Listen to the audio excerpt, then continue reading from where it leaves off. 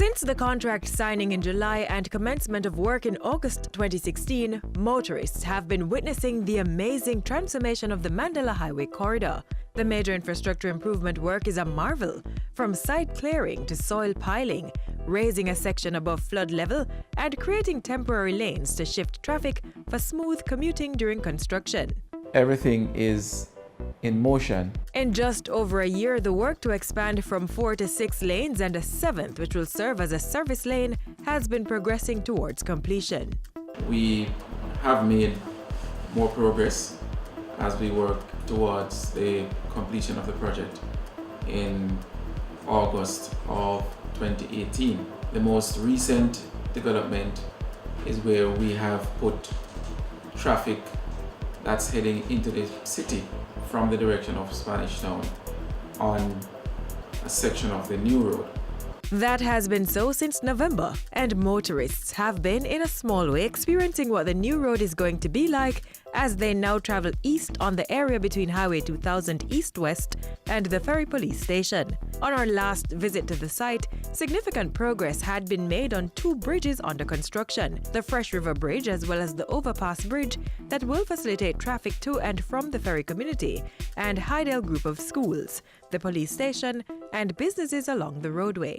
At the next go, insofar as the major changes are concerned, is to put traffic on a section of the Fresh River Bridge and beneath the underpass to facilitate more work on the what we call the southern side, as well as to facilitate the additional work that we are going to be doing towards 6 miles.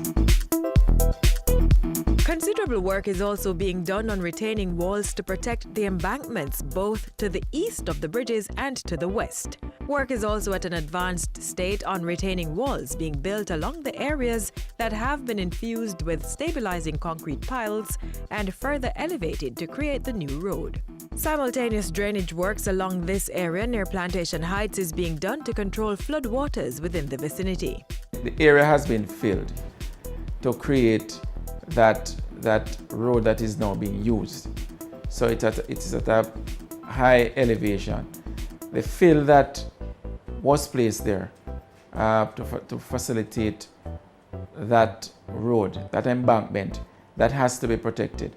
And so the work that is being done is really to protect the embankment, while at the same time we recognize that stormwater has to flow beneath the road, and so we want to ensure that the drainage along the road is bolstered and is in sync with those structures that we have put up along the Mandela to date.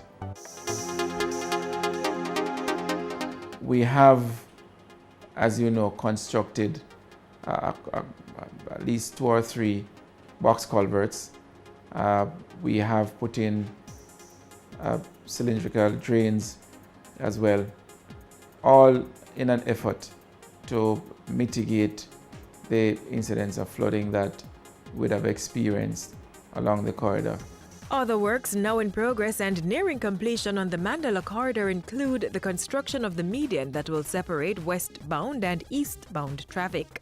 The bulk of the work will soon be out of the way on what has already started, so the construction team is now looking to move on to the 6 miles area, where one major structure remains to be constructed along the Mandela Highway.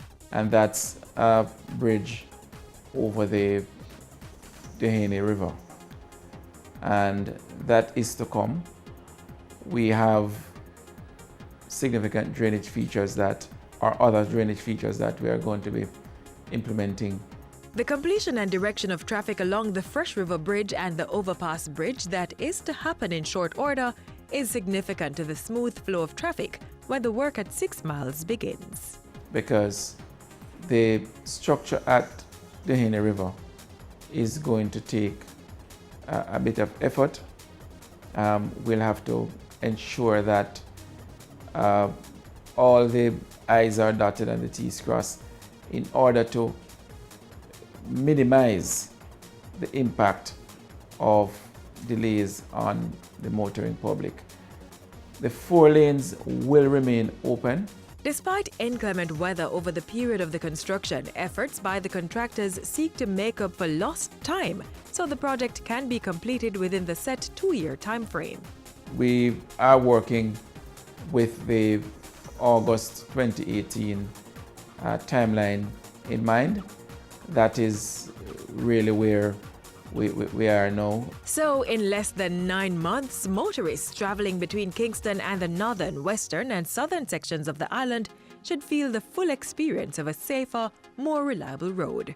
Construction is being carried out by China Harbour Engineering Company at a cost of $64 million, forming part of government's major infrastructure development program.